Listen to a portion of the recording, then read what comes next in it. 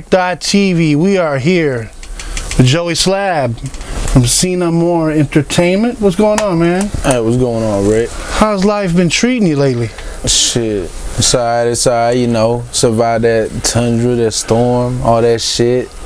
What was it, Yuri or something like that? All that snow done came, done went, buzzed some pipes, turned some lights out, but we good, we gravy out here in the H. Well, it is a privilege, man, an honor to have you on. I got the honor earlier to interview Tone, man, and he co-signed for you. He said, man, I'm bring some other heat over there, man. I know it's been cold, I got some heat. My cousin, CEO, Cena More Entertainment. So Joey Slab, man, tell us about your beginnings in music and rap. All right. When did you first start rapping?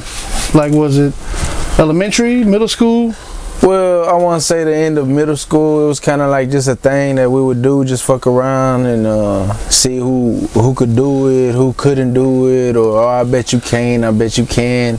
And then we grew up with music, you know. We grew up jamming Screw, Street Military, everything like that. Matter of fact, shout out to Rap a Lot, shout out to everything I grew up with, shout out to all these labels that came up with the greatest, like Pimp C, Lil Flip. You know, you can't forget about the North, you can't forget about the South. I mean, at the end of the day, we all one and one, and we in the H, so we gonna get it. So at the end of that, we listening to all this, and we're getting vibes, we're getting into it, and you know, we're trying to get into it, and then it started off with a bunch of homies just doing it in the garage and stuff like that. Then we also got some software, but it was from a friend of a friend. Again, a computer. Yeah, a computer or something like that. You know, we get a computer, we get a hold of some software. We're like, hey, why we gonna pay the other guy to do all this? Right. You know what I'm saying? Let's get it ourselves. You know, empower yourself. Yeah, we ain't have much money. Motherfuckers stocking at Big City and shit off Homestead. You know, stocking for $5 an hour and shit, getting about 18 hours a week. That shit ain't gonna cut it, you know what I'm saying? So we put in some work.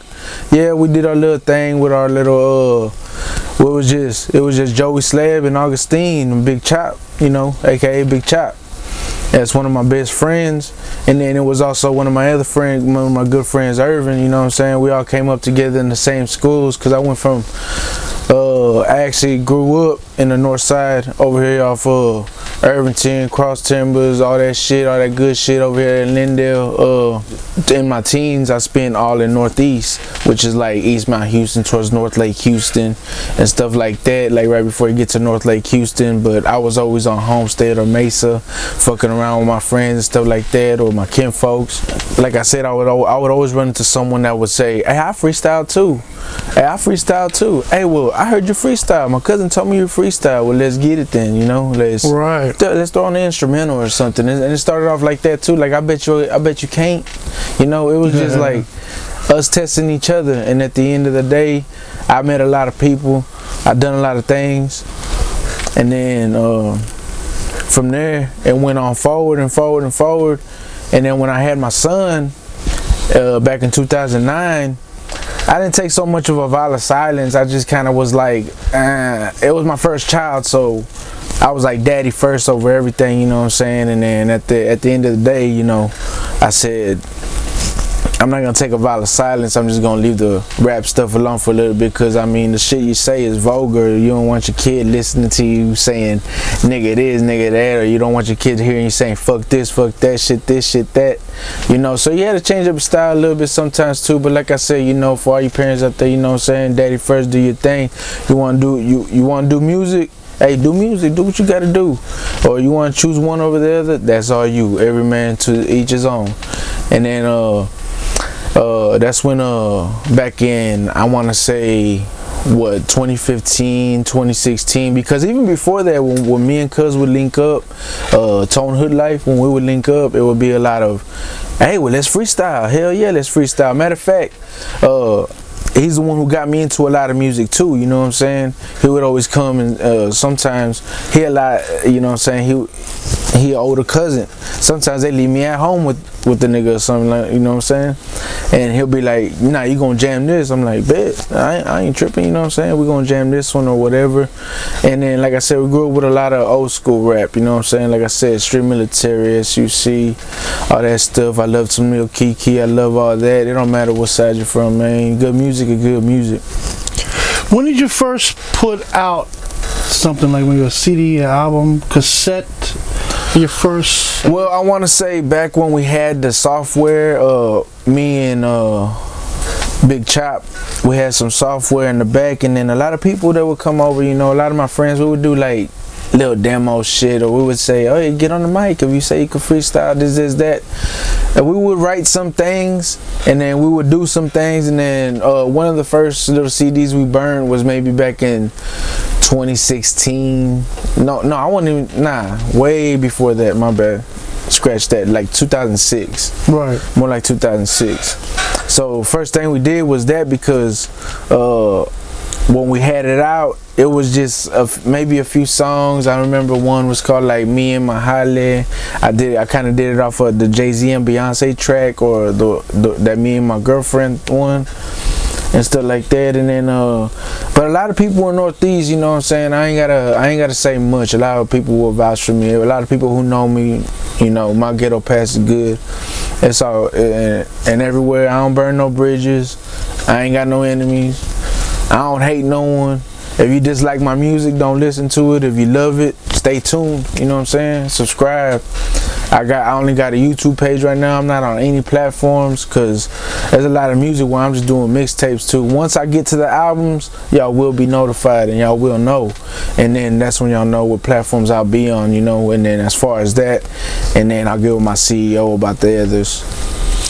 Cool, man. And I don't think it's no coincidence either that around 06 you started. That's also when YouTube first started, right? Talk a little bit about that. And yeah, well, I wish I had older videos, but if you do go to my YouTube, you'll see that me and my good friend Chop, you know, we'll have some freestyles up there too. And there's also a few songs on my mixtape that Cuzzo Young Tone, he featured on them too. Also shout out to Cass Kilo, you know what I'm saying, and Edwin and them, you know what I'm saying, they on one of them tracks too, Everyday Payday. But other than that, I mean, what's in the future, like projects coming up, or where do you see this taking you? You know, are you a producer yourself, or are you eventually? No, I don't produce or nothing like that. I'm strictly the artist. I try to make that the point sometimes, you know.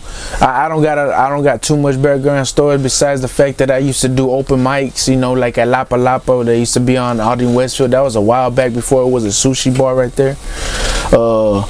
It's actually on Aldine Westfield, going towards the Hardy and stuff like that, which is also a reason why I made one of the songs, because I live in the north side by the Hardy. That's one of my songs. It's actually like I don't want to say parody, but it's more like a cover of the Pop Out, you know, shout out Polo G, you know what I'm saying. I don't know the rights to that beat, but you know what I'm saying, I did my thing with it. A lot of people like that one.